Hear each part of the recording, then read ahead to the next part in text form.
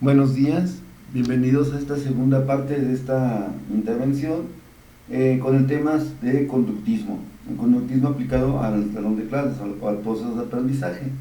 La semana pasada revisábamos un poco la parte del condicionamiento clásico.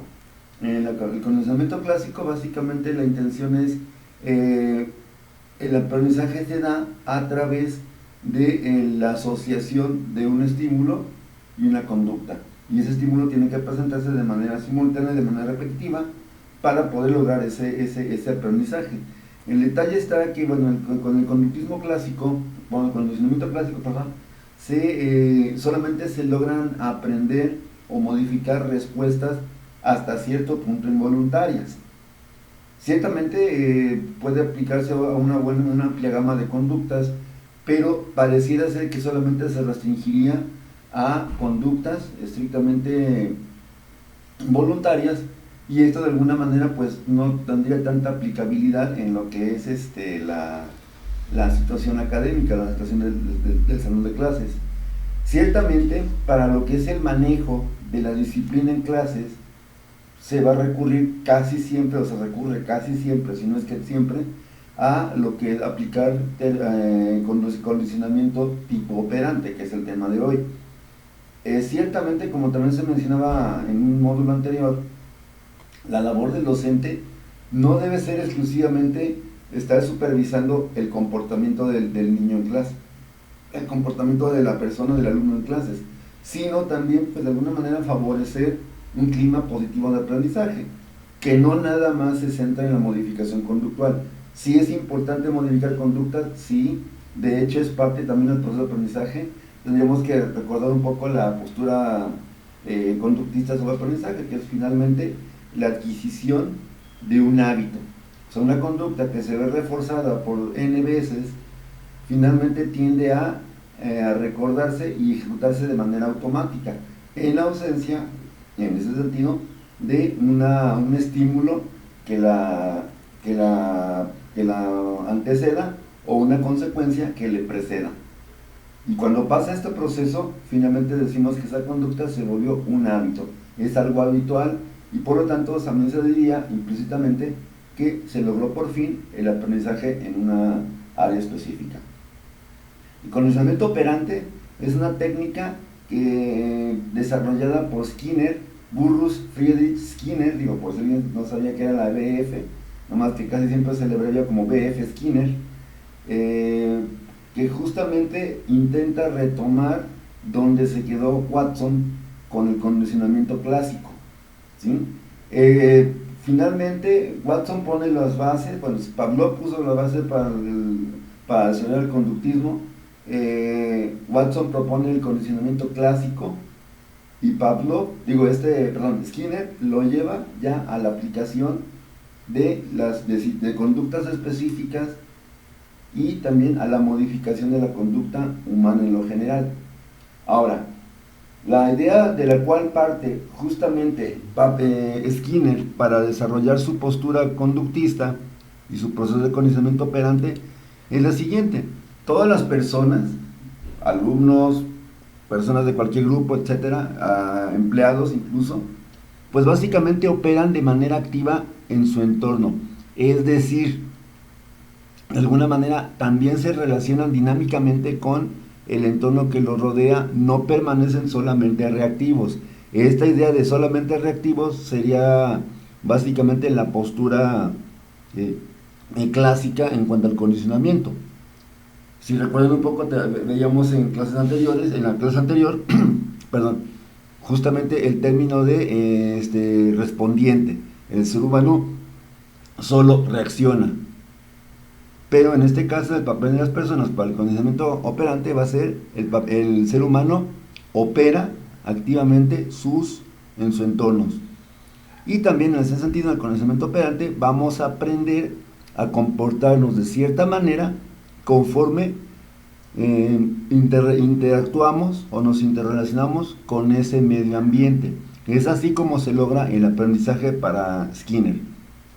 Es decir, tiene que haber una relación del sujeto con el ambiente para que éste pueda interactuar con él y el ambiente con nosotros, y a través de esto se da justamente el proceso de aprendizaje.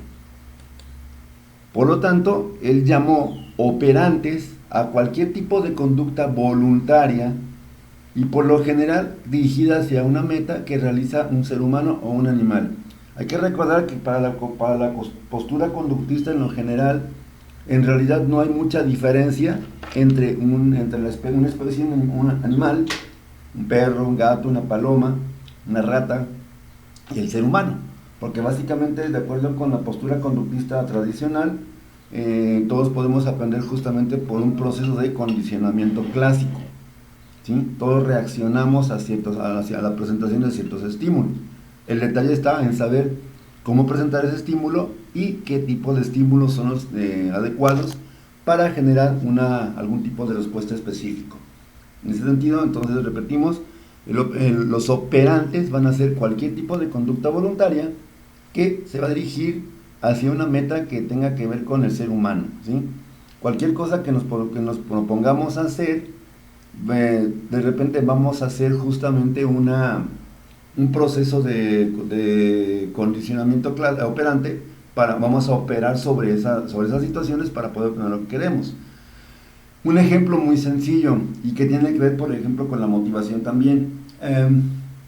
Si el niño de repente quiere comprarse un juguete que le gusta mucho a él y que sabe que a lo mejor sus papás no se lo pueden comprar por la cuestión económica o lo que sea, ¿qué puede hacer que haga? Puede ser que él empiece a no depender tanto de sus padres, solamente con a lo mejor y empezar a ahorrar, solamente con eso. Y una vez que ahorra, estaría él operando sobre un entorno ambiental a través de una conducta voluntaria, es decir, ok, lo que me dan mis papás para gastar en la escuela, diario, no sé, o al mes o a la semana, el famoso domingo, guardo una parte y esa parte la destino justamente a ahorrar para lo que yo quiero comprar. Eso es justamente a lo que se refiere esta definición de operante.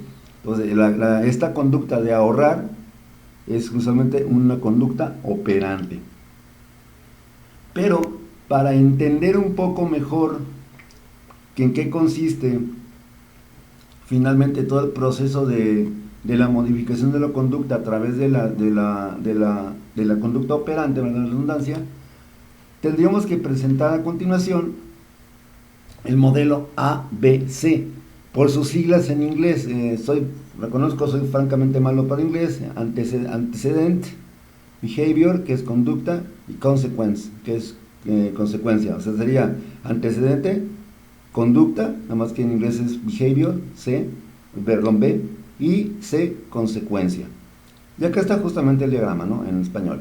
Antecedente es la A, conducta es la B y consecuencia es la C. ¿Qué significa esto? Bueno, que generalmente una conducta va a depender básicamente de todo aquello que de alguna manera pasa antes, que sería el antecedente. Y ese antecedente va a ser el que va a propiciar la aparición de cierta conducta, y esa conducta le va a redundar en el sujeto una consecuencia. En el ejemplo que poníamos del niño que quiere ahorrar para comprarse algo, un objeto, una bicicleta por decir algo, ok, el antecedente ¿cuál fue? Pues principalmente haber visto la bicicleta, que de alguna manera le es agradable. A lo mejor sus amigos le presumieron sus bicicletas y él no tiene una. Esos serían los antecedentes. La conducta va a ser entonces esa acción concreta que el niño decidió de hacer alcancía, hacer ahorros. Y la consecuencia, bueno, va a ser de repente pues lo que pasa después. Entonces en este caso la consecuencia sería justamente ir acumulando cierta cantidad de dinero. Este sería un ejemplo muy muy sencillo. Pero antes de hablar de lo que es el reforzamiento, tenemos que dejar muy claro esta parte del modelo ABC, porque finalmente es el que nos va a ayudar a entender de mejor manera esta parte de lo que es el condicionamiento operante. Un antecedente puede ser cualquier estímulo. La conducta va a ser cualquier cosa que el sujeto haga en presencia de ese estímulo. Y la consecuencia puede ser o bien un premio o un castigo. Va a depender mucho de qué es lo que reciba el sujeto a cambio por su conducta, que esa conducta siga manifestándose a lo largo del tiempo, ¿sí? Ese es algo básico que se tiene que entender para poder comprender mejor y más rápido el siguiente punto, que sería el proceso de reforzamiento, ¿sí? El reforzamiento se puede definir básicamente como un procedimiento que se va a utilizar para que las consecuencias puedan fomentar la conducta. Es decir, lo que yo recibo a cambio de mi conducta es lo que va a hacer que tienda a repetirse, ¿sí? Considero que todos como educadoras, como pedagogos, como psicólogos incluso, pues de alguna manera hemos aplicado, tanto en consulta como en otro tipo de contextos, por ejemplo educativos, justamente en el caso de los psicólogos, hemos aplicado justamente un proceso de reforzamiento. Si nos podemos analizar justamente lo que es no sé, una planeación didáctica, nos vamos a encontrar que, por ejemplo, está el antecedente de que a lo mejor tengo que entregar un ensayo. Tengo que hacer el ensayo, que esa sería la conducta. La consecuencia sería el puntaje que yo obtengo por entregarlo a tiempo, o por no entregarlo, o por entregarlo retrasado. Entonces, en ese sentido, justamente el maestro, el docente, el pedagogo, estaría empleando un proceso de reforzamiento conductual, ¿sí? Donde las consecuencias las consecuencias que obtenga el alumno por haber entregado a tiempo y forma su trabajo van a reforzar esa conducta que yo estoy esperando que se ejecute, que en este caso sería la entrega del documento, del texto, de la tarea, o a lo mejor que se refuerce el aprendizaje de cierto tema, ¿sí? Eso sería, por ejemplo, una aplicación muy básica y muy sencilla de un proceso de reforzamiento. Otros ejemplos pudieran ser también la estrellita en la frente del niño de kinder, que la estrellita va porque se portó bien. Es decir, para el niño esa estrellita representa una recompensa y un reforzador positivo. Por lo tanto, cada vez que el niño haga esa conducta de portarse bien, tendríamos que definir qué significa portarse bien. El niño va a recibir su famosa estrellita. Ese es igual también un proceso de reforzamiento conductual, en este caso positivo, aplicado en los niños de preescolar. Y si nos ponemos a analizarlo bien, son muchos los contextos donde de repente también nos refuerzan, ¿sí? Nos refuerzan positivamente. A los trabajadores, a los empleados de cualquier tipo de trabajo, de cualquier empleo, también se nos refuerza positivamente, aunque también negativamente, y esto más adelante lo vamos a explicar, ¿sí? Pero con todo esto, ¿qué es entonces un reforzador? Un reforzador, según la información que se maneja en el libro de Anita Wolfwalk, el que estamos utilizando para esta presentación, se va a hacer cualquier hecho que siga a una conducta e incremente las probabilidades de que la conducta se repita en el futuro. Para algunas, y aquí donde de repente viene la diversidad también del ser humano, a lo mejor para un niño de preescolar, la dichosa estrellita en la frente puede significar justamente algo valioso, reconocimiento social, elevación de la autoestima. Me la puso la maestra a la salida, hasta me dio besito, incluso en la canción de Chabelo para esa situación. Y esa estrellita tiene un valor de reforzador potencial, porque insisto, como al niño le gusta mucho esa estrellita y le gusta pues la forma en que se siente cuando se le pone la estrellita, pues va a tender a repetirla. Pero puede haber otro niño que a lo mejor sea más más difícil de convencer, más difícil de manejar, incluso pueda decir más que esas estrellitas, pues mi papá me las puede comprar la planilla completa y me pone no una, me pone las que yo quiera. Entonces, ese mismo reforzador no va a ser igual para ese otro niño. ¿Qué significa esto? Que básicamente el reforzador puede ser específico para cada una de las personas. no, aunque por ejemplo muchos compartamos digamos cierta preferencia por los reforzadores, no es una regla. O sea, finalmente hay cosas que para una persona sí les funciona como reforzador y para otras pues francamente no tienen ningún tipo de validez, y si no tienen validez como reforzador, entonces no se pudiera implementar un procedimiento de reforzamiento positivo en este caso utilizando ese reforzador. Pero entonces, ¿qué situaciones o qué cosas pudiera ser reforzador? Bueno, a ver, no, permítanme. Ahí está. Puede ser cualquier tipo de actividad preferida: jugar, caminar, pasear, montar en bici, ver algún programa favorito, ¿sí? Comer cierto tipo de alimentos, tener cierto objeto. Ahora, comer ciertos alimentos o tener un objeto también pudiera englobarse en que un reforzador puede ser cualquier cosa que finalmente me redunde a mí en una satisfacción de una necesidad, ¿sí?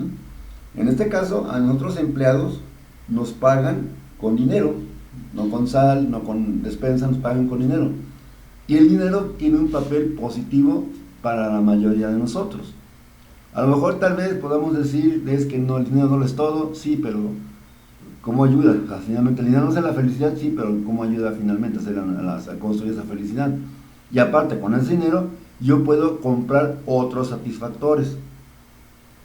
Entonces, se dice en lo que es la parte laboral que el dinero es el principal motivador de las personas, de los trabajadores. No es el único ni el más importante, pero sí es el principal, o el que ejerce mayor peso. Eso sería en cuanto a lo que es el reforzador como satisfactor de necesidades. Pero también puede ser cualquier situación que tenga la función biológica, fisiológica, de estimular una región específica del cerebro. Sobre todo los centros de placer, que si no me falla la memoria, están en la amígdala. Finalmente, el hecho de que a lo mejor tal vez pudimos preguntarnos, bueno, ¿por qué una persona adicta al alcohol, a pesar de que ya ha sido diagnosticada con cirrosis hepática, que ya presenta un grado severo de alcoholismo crónico, que está a punto de fallecer, o que de repente si consume más de la cuenta se muere prácticamente? ¿Por qué lo sigue haciendo? Justamente porque el alcohol para ese tipo de personas tiene una función de estimulante, ¿sí? Una función de estimulante de una región específica del cerebro. O sea, finalmente el mecanismo que actúa en las adicciones es básicamente un proceso de condicionamiento operante. Tengo una tensión o tengo una necesidad, que puede ser una necesidad de estimulación o simplemente para afogarme de algo que no me gusta, y empleo la sustancia tóxica, la droga, para justamente equilibrar y alcanzar una homeostasis temporal y artificial aparte, ante esa situación que pues no me gusta. Así es como funcionan las drogas, así es como piensa básicamente una persona que es adicta a cualquier sustancia, ¿sí?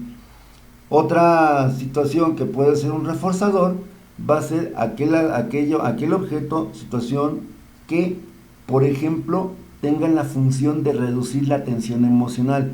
Algo similar a lo que pasa con las drogas pasaría con el tabaco, que finalmente es también una droga, aunque legal, pero finalmente lo es. En este caso, el sujeto que fuma casi siempre, si encuestáramos a la mayoría de los fumadores, fuma para reducir un grado de tensión emocional, por ansiedad, porque se siente nervioso, por tristeza, por pena, por alegría incluso, pero finalmente, aunque en el caso de la alegría pues no es una tensión emocional, finalmente eso es lo que argumentan muchos de los pacientes con tabaquismo, que lo usan para reducir esa tensión emocional que es desagradable para ellos. Y en ese sentido el tabaco sería también un reforzador, ¿sí? Bien, esto era sobre todo pues para entender un poco lo que es el concepto de reforzamiento. Ahora, ¿cómo se lleva a cabo el proceso de reforzamiento? Bueno, primero que nada, y ojo, aquí tiene que también quedar algo bien clarísimo, primero debe de ocurrir la conducta, ¿sí? ¿sí? Ya sabemos que acá atrás hay un antecedente, pero primero tiene que ocurrir la conducta específica, ¿sí? Después de que ocurre la conducta, tiene que presentarse el reforzador, que es aquella situación que, insisto, va a hacer que finalmente la conducta sea reforzada, esta conducta original sea reforzada, o de repente sea repetida a través del tiempo. Insisto, finalmente la intención de cualquier proceso de reforzamiento va a ser que el sujeto repita una conducta hasta finalmente llegar a prescindir en un proceso, en etapas finales, llega a prescindir de ese reforzamiento. Entonces, ese es el proceso de reforzamiento. Primero va la conducta, ¿sí? Después va el reforzador. Y al último, obviamente cuando esto se repite y otra vez, finalmente la conducta empieza a verse reforzada y por lo tanto se repite en el tiempo n veces, es decir, cualquier cantidad de veces. Ojo, reforzador no va a ser el objeto o situación o cosa que se pone al principio como antecedente. Cuando eso llega a pasar, no recibe el nombre de reforzador, recibe el nombre de incentivo, ¿sí? Pero la mayoría de los incentivos suelen perder su efectividad porque una vez que el incentivo ya está presente, se opera la conducta, pero no hay probabilidad de que justamente esa conducta se vea reforzada o no.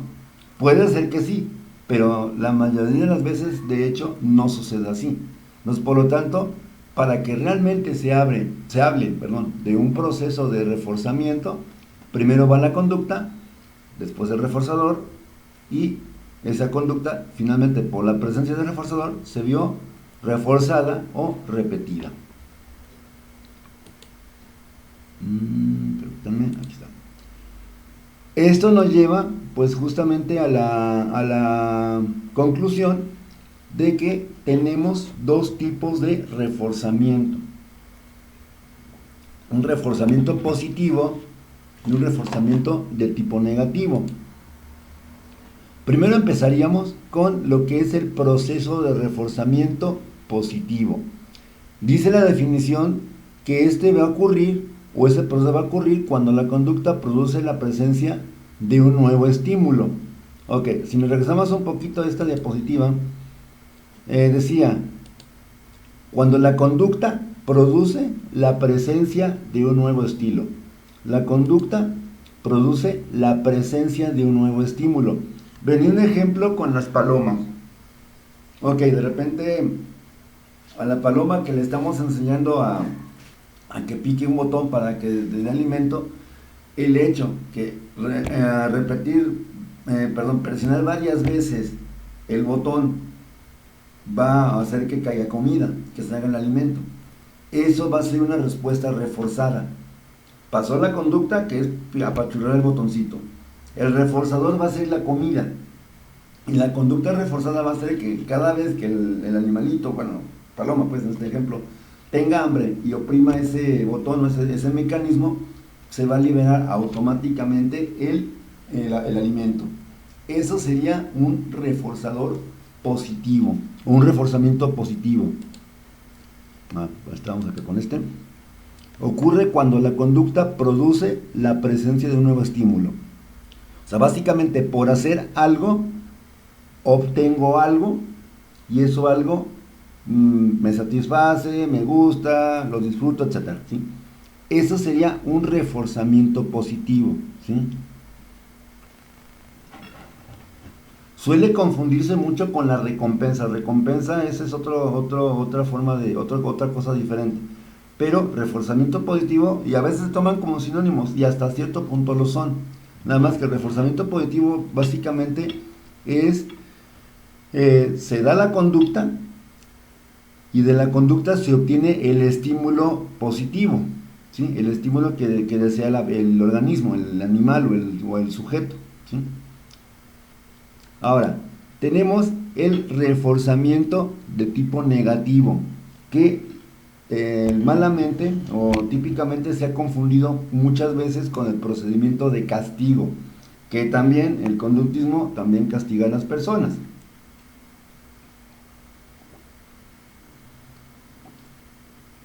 Dice la definición que la consecuencia que fortalece la conducta es la desaparición o eliminación de un estímulo. Va de nuevo. La consecuencia que fortalece la conducta es la desaparición o eliminación de un estímulo. Pudiéramos poner aquí un ejemplo muy sencillo. Te subes a un carro, sobre todo los carros que tienen sistema eléctrico, de un carro ya más así, más ¿cómo decirlo? Más nice, ¿no? Más moderno. Te subes al vehículo y si no te has puesto el cinturón de seguridad, va a activarse un timbre. Ese timbre, finalmente, pues digo, no es un sonido alto en cuanto a decibeles, pero sí es un sonido repetitivo y de repente, pues hasta que pase algo, hasta que hagas algo, en este caso, te pongas el cinturón, va a dejar de sonar. Es decir, eso es un reforzamiento negativo. Finalmente, la conducta de ponerse el cinturón de seguridad cada vez que se aborda un vehículo, básicamente se va a ver reforzada porque yo quiero evitarme justamente ese estímulo aversivo, ese estímulo que me genera incomodidad. En este caso del ejemplo sería el timbre que está sonando, ¿sí?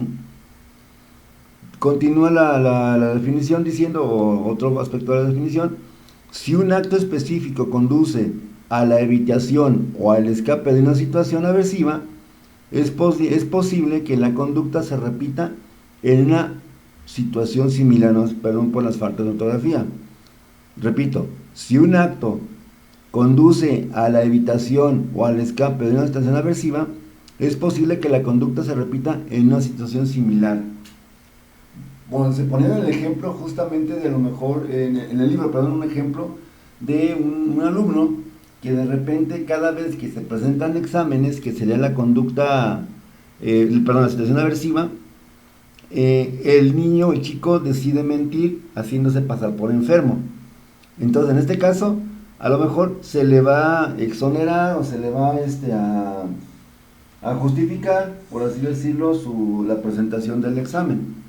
Pero en este caso, él se va a dar cuenta que esa acción finalmente es adecuada para él porque le está excusando o exonerando, o por lo menos dándole un día más para estudiar, ¿sí? Ese es justamente un reforzador negativo. O sea, finalmente, en este caso, incluso se hablaba en el libro, en el documento, habría que pensar que en el caso del reforzamiento positivo es añadir, y en el caso del reforzamiento negativo es quitar. ¿Sí? Es básicamente manejar números negativos o números positivos. Entonces, el reforzamiento negativo básicamente también se puede aplicar en lo que es la conducta de berrinche, que finalmente el manejo conductual del berrinche, pues es algo que ha puesto en jaque a más de algún psicólogo, a más de algún padre de familia, a más de algún pedagogo, y etcétera, ¿sí? ¿Qué pasa en el berrinche? El niño quiere algo, quiere básicamente satisfacer una necesidad con un objeto. De repente a lo mejor lo pide, la primera vez siempre lo pide, o lo señala mínimo si todavía no maneja bien el lenguaje. Pero una vez que el padre, la mamá o el adulto que vaya con él de repente le diga no, es cuando va a empezar a implementarse o ejecutarse esa conducta que denominamos el berrinche. Ya todos sabemos cómo es un berrinche, una cuestión de rabieta, llanto, puede ser agresivo incluso. Pero aquí lo interesante es analizar las posibles vías de respuesta que tenga el sujeto, el niño. Puede haber dos cosas. Una, se le da al niño lo que él quiere. Como se le da lo que él quiere, básicamente obtuvo una consecuencia agradable por esa conducta de berrinche, Significa que en este caso el berrinche se puede entender como un proceso de reforzamiento positivo cuando pasa así, que de repente el padre o la madre finalmente el objeto que él quería. Ahí están reforzando de manera positiva una conducta negativa, ¿sí? Finalmente, ¿por qué negativa la conducta? Porque, bueno, ya dijimos que es una conducta generalmente desagradable y molesta para los padres. Pero puede ser también que en el berrinche, ok, el niño hace su petición, el padre se niega, los padres se niegan, ¿y qué va a hacer el niño? El niño puede ser ok, va a empezar a llorar. Los padres tienen, como decía al principio, dos caminos. El primero dijimos que era darle lo que él quiere. El segundo va a ser, de repente, no darle la atención que él deseaba, ¿sí? De repente dejarlo solo, darle tiempo afuera, a lo mejor simplemente ignorarlo. Entonces, que ahí de repente el niño aprendería que justamente, como decíamos acá, la frecuencia de la consecuencia que fortalece la conducta es la desaparición o eliminación de un estímulo. Es decir, cuando el niño se vea que no le hacen caso, que nadie lo pela, que lo ignoran así flagrantemente, pues de alguna manera va a entender que esa conducta pues no es adecuada para esa situación. Y sobre todo, si es un niño pequeño, de repente pues se va a asustar, y para evitar estar otra vez en una situación donde esté asustado, posiblemente empiece a eliminarse la conducta, ¿sí? Que esto entra justamente en la segunda definición, que es: si un acto específico conduce a la evitación o el escape de una situación, es posible que la conducta se repita en una situación familiar. Esto sería pues lo que tiene que ver con el reforzamiento negativo. Otros ejemplos en lo laboral, bueno, estaba revisando ahorita algunas fuentes de información. Por ejemplo, llevar a cabo la vigilancia estrecha de un trabajador, ¿sí? ¿Por qué va a ser negativo? Porque finalmente al trabajador le molesta que se le esté observando, que se le esté viendo, que se esté detrás de él. Por lo tanto, ¿qué es lo que va a hacer? Va a incrementar la frecuencia de la conducta positiva en el trabajo. Porque justamente lo que quiere es evitar ese estímulo aversivo o esa situación aversiva, incómoda para él, que es la vigilancia de su patrón. Justamente otra forma de reforzar, de aplicar reforzamiento negativo, que también se aplica a lo que es la parte académica: elegir una manera incorrecta de tratamiento de errores. Reprender a alguien frente a todos los demás es uno de los ejemplos de refuerzo negativo más desagradables. Para evitar esta humillación pública, esta vergüenza, pues, los empleados estarán, o los alumnos estarán motivados a no cometer más errores, ¿sí? Es decir, en este caso vemos dos ejemplos también de lo que es el reforzamiento negativo. Un tercer ejemplo podría ser simplemente recordar continuamente a los alumnos o a los empleados que sean buenos o que sean productivos. Aquí podríamos a lo mejor compararlo con el ejemplo del cinturón de seguridad. Para que ya deje de estar enfadando el timbre del cinturón de seguridad, ¿qué es lo que hago? Pues me pongo el cinturón. Para que ya deje de estar enfadando el profesor, hago la tarea como él quiere. O de repente, a ver, fulanito, su uniforme completo, o se corta el cabello, bueno, hablando de adultos, se rasura, o se peina, o qué pasó con la falda muy corta. Si está repitiendo, repite todo esto, finalmente va a llegar un punto en que el alumno o el trabajador va a decir: ok, está bien, ya. Me cambio, me peino, me corto el cabello, me rasuro, me porto bien, hago la tarea, etc. Para que ya no esté dando lata. En ese sentido es exactamente igual que como lo que decíamos en el ejemplo del timbre del cinturón de seguridad. Otro ejemplo, y el último para poder continuar con el tema, y algo muy clásico, es las alarmas que ponemos en el teléfono celular o en el reloj despertador. ¿Por qué nos despertamos? Porque realmente nos despertamos por ruido, sí, pero ¿por qué no apagarlo y seguir durmiendo? Porque finalmente, si eres de las personas que se ponen como 3 o 4 alarmas, aun con 5 minutos de diferencia, pues va a llegar un punto en que ya, para que deje de estar sonando el dichoso teléfono, lo voy a apagar y me voy a levantar, ya para no evitar que siga sonando. A lo mejor me levanto y apago las alarmas. Pero tendríamos que, en ese sentido del despertador, bueno, la mayoría lo hacemos porque justamente es un ruido molesto. Si tienes tu pareja, de repente pues ya levántate, ya es hora, párate, porque finalmente ella también, él o ella, pues finalmente están escuchando ese sonido desagradable. Entonces, también la alarma que nos despierta en la madrugada o en la mañana es justamente también un reforzamiento negativo. Elimino esa consecuencia desagradable, pero también incremento la probabilidad de levantarme temprano a mis horas. Y va a llegar un punto, y a lo mejor muchos no me dejan mentir, va a llegar un punto en que posiblemente voy a prescindir incluso de la alarma. La voy a anticipar. Antes de que suene, me levanto, ¿sí? Tenemos a continuación otras dos definiciones. El estímulo aversivo, que va a ser cualquier cosa o situación que genere la sensación de irritación o desagrado. Estímulo aversivo, al igual que reforzador, puede ser básicamente cualquier cosa que, con la condición de que a mí me provoque incomodidad, ya sea física o ya sea psicológica. Una práctica ya penada pues actualmente por la Iglesia Católica era que los antiguos monjes usaban abajo de la sotana, pues usaban un dispositivo, un artefacto que se llamaba silicio. El silicio básicamente era una cadena que se ajustaban incluso hasta ¿cómo se llama? Hasta sangrarse. No era algo que fuera punzocortante, era simplemente una cadena, pero era tal la presión que se aplicaba que muchas veces pues, de los monjes se acababan pues con las piernas sangrando. Justamente, ¿por qué? Porque para ellos ese silicio era un estímulo aversivo que les recordaba no pecar. Así en pocas palabras, para no entrar así en detalles, era justamente una forma de penitencia. Ahora, justamente ese silicio pudiera entrar en la definición de castigo, que va a ser un proceso que debilita o elimina una conducta.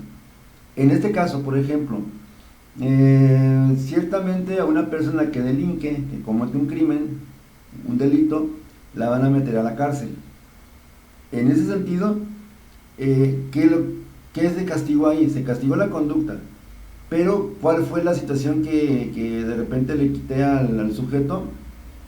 La libertad de hacer las cosas, la libertad de ir a donde quisieron. Finalmente, se puede entender la prisión, el arresto, como un proceso que va a debilitar o eliminar una conducta. Pero, insisto, tiene que presentarse primero siempre la conducta. Si no se presenta la conducta primero, entonces no puede haber un castigo. Primero tiene que hacer la conducta para poder operarse el castigo. De tal manera que, bueno, en este caso, el hecho de que la ley te diga que tales o cuales conductas están prohibidas, pues no garantiza mucho así concretamente que se apeguen a las leyes. Solamente hasta que se rompe una ley o se viola una ley es cuando se procede con el castigo, que también, por cierto, tendría que ver con un proceso de reforzamiento negativo, ¿sí? Para que puedas salir algún día de la prisión, pues tienes que portarte bien, ¿sí? Bien, el proceso del castigo sería, ok, se presenta la conducta, se le castiga esa conducta a través de los medios que pueden ser físicos, psicológicos, sociales o económicos, y la conducta tiende a debilitarse o suprimirse. Bueno, yo no los he visto aquí en México, creo que están prohibidos, y a lo mejor también en otra parte del mundo. Para entrenar a los perritos a que no salgan corriendo cada vez que el amo abre la puerta, y obviamente para que no se pierdan o no los acaben atropellados, hay dispositivos que son collares eléctricos. Básicamente la dinámica o el procedimiento es muy sencillo, es un castigo también, y a la vez también es un reforzamiento negativo. Mm, ok, el collar está calibrado para activarse a cierta, ¿cómo se llama? A cierta distancia. Cuando el animalito cruce esa distancia, pues lógicamente va a recibir una descarga eléctrica. Y digo, ¿quién no se aplaca con una descarga eléctrica? Se supone que es una descarga no letal, pero bueno, finalmente el animalito va a llorar, o sea, le va a doler. Entonces, ahí la descarga eléctrica es un castigo, pero ese castigo funciona a través de un proceso de reforzamiento negativo. Justamente, ok, esto se repite varias veces hasta que finalmente cuando abres la puerta, el animalito tiene como antecedente no el dolor que siente por tener el dispositivo en su cuello, y no va a intentar alejarse porque finalmente quiere evitar esa consecuencia aversiva, el dolor de a lo mejor ser electrocutado. Entonces, en ese sentido, en este ejemplo del collar de animal, del collar de entrenamiento, vemos justamente que la conducta se debilita por la aplicación del castigo, que es el dolor, pero usando un procedimiento de reforzamiento negativo, ¿vale? Y en ese caso puede haber dos tipos de castigo. Castigo 1, así lo manejaba el autor, la autora, bueno, así lo manejaba Skinner. El autor le puso castigo por presentación y castigo 2 o castigo por omisión.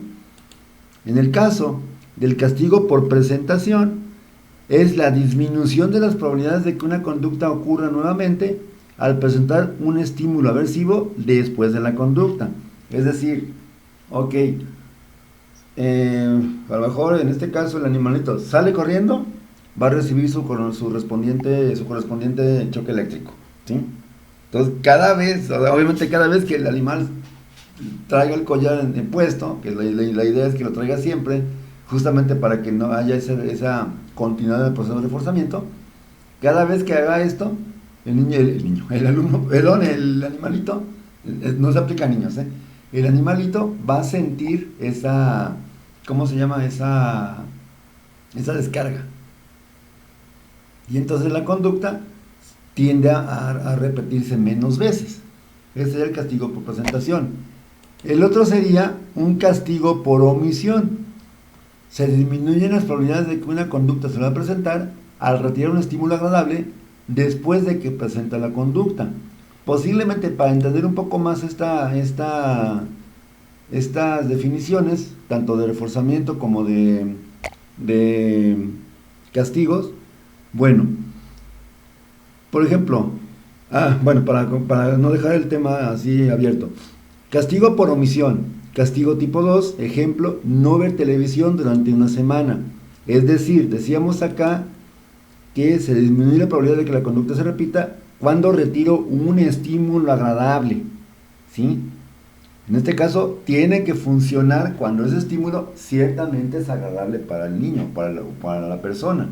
Si no lo es, porque si de repente al niño no le gusta ver televisión y le digo, ok, no vas a ver televisión una semana, no la veo, no me gusta. Entonces, ¿qué caso tiene? ¿Sí? Ese sería el reforzamiento, perdón, el castigo por omisión.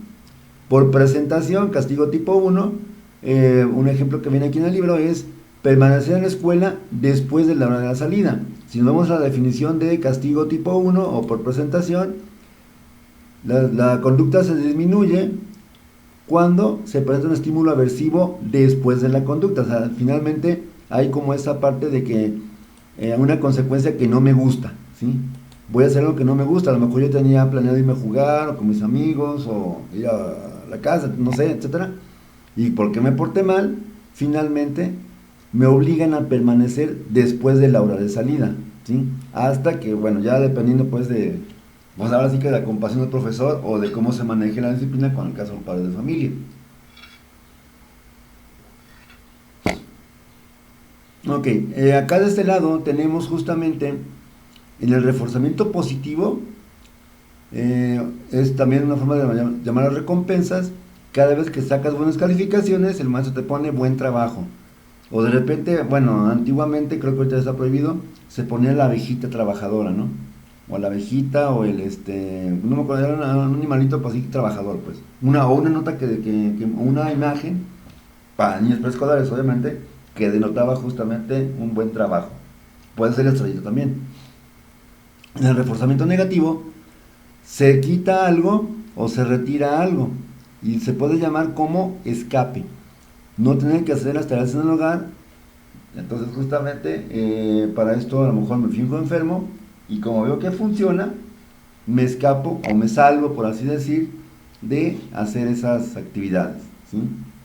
Estos serían los 4 principales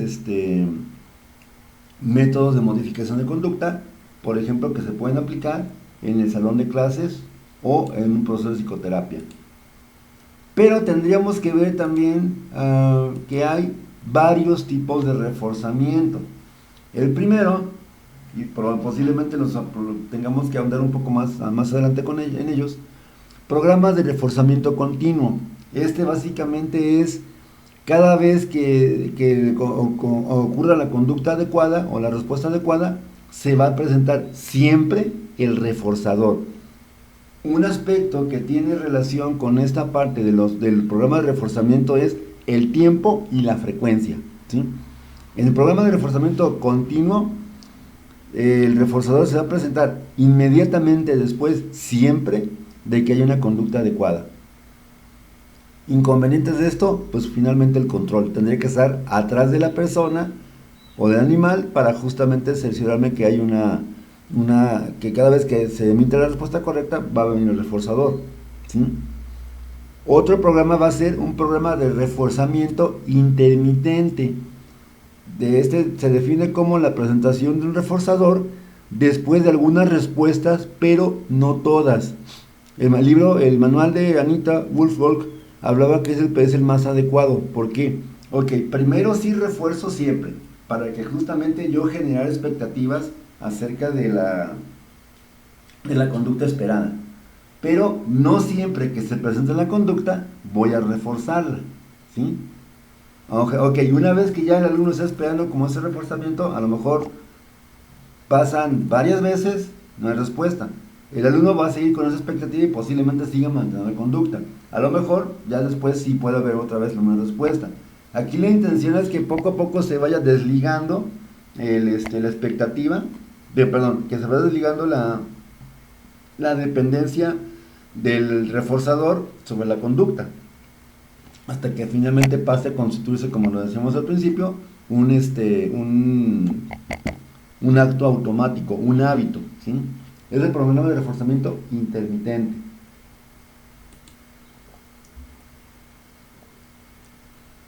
Pero tenemos otros dos, eso sería por ejemplo en cuanto a la frecuencia, pero tenemos otro que tiene que ver en cuanto al tiempo, ¿sí? Entonces son programas de intervalo, tiempo que transcurre entre los reforzadores. De repente, tiempo que transcurre entre los reforzadores, cada semana va a haber con los alumnos una revisión de tareas. Y al niño o al alumno que tenga todas todas las tareas hechas, pues va a haber como una recompensa, un reforzador positivo, una recompensa, ¿sí? Yo estoy poniendo de entrada cada cuánto cuánto tiempo va a transcurrir entre la presentación de un reforzador y de otro, ¿sí? Ahorita estaba pensando en un ejemplo. Si alguien vio alguna vez las películas estas de Maze Runner, las del laberinto, de los chavos que están en una especie de laberinto, cada mes les llegaba la despensa. En el argumento de la película pues les llevaba la despensa, las gentes de abajo del lugar donde estaban, subían a donde estaban ellos, donde estaban en el laberinto, subían una canastilla, un montacargas con despensa, ¿verdad? Con todo lo que iban a ocupar, ¿sí? Y era cada mes, de tal manera que pues ellos ya esperaban ese reforzamiento cada mes. Pero ahora tendríamos que ver que hay otro que se llama programas de reforzamiento de razón o programas de razón.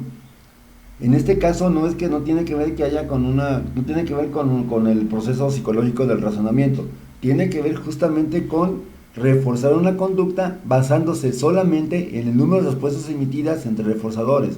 Es decir, cada tantas veces que te portes bien o que tengas una buena nota o cada n veces, si está bien la respuesta y es la respuesta que yo quiero, va a haber un reforzador cada n veces. Es decir, por cada... Algo así como, por ejemplo, los programas de razón serían algo así como incluso las formas que te condicionan para que tú compres productos en las tiendas. Por cada 20 pesos de compra o por cada 1000 pesos de compra recibe tal o cual situación, ¿sí? Es un programa de reforzamiento de razón, ¿sí? Por cada 1000 pesos de compra, o sea, por cada tantas veces que compres vas a recibir una respuesta, un refuerzo positivo. Otro también pudiera ser, por ejemplo, las tarjetas de socio de Cinépolis. Bueno, ya salió el gol. Las tarjetas de socio de los cines. En este caso, estas tarjetas, básicamente, ok, vas a ir a la entrada, vas a ir al cine, sacas tu tarjeta, la tramitas, te la dan, y a lo mejor cada 5 visitas al cine, te va a dar la empresa, a lo mejor, primero unas palomitas chicas, después a lo mejor por otras 5, ya van 10, te van a dar otra cosa, y va a subir, digamos, lo atractivo de la respuesta, del reforzador, ¿sí? Ese es un programa de razón. Entonces, en el intervalo es independientemente de que cómo sea la cosa, cada vez que presenta la conducta positiva, va el reforzador, ¿sí? Pero en el caso del reforzamiento de razón, es el intervalo, en el razón, es cada X veces que haya una respuesta emitida, va a ocurrir el reforzamiento, ¿sí? Estos cuatro programas es reforzamiento continuo, reforzamiento intermitente, intervalo y razón, pues son estrategias que podemos aplicar justamente dentro del aula de clases para modificar una conducta y propiciar la aparición de una o extinguir o eliminar conductas que no son deseables, ¿sí? Bien, por el día de hoy sería la intervención correspondiente. Como siempre, les invito a que si tienen dudas, pues las hagan saber para poder aclararlas y estén pendientes con la tarea, porque la próxima tarea que se va a encomendar va a ser la generación justamente de un ejemplo fundamentado y argumentado con cada programa de reforzamiento, o sea, un programa de reforzamiento de intervalo, uno de razón, uno intermitente y uno continuo, ¿sí? Por mi parte es todo, les agradezco la atención y seguimos en contacto. Gracias.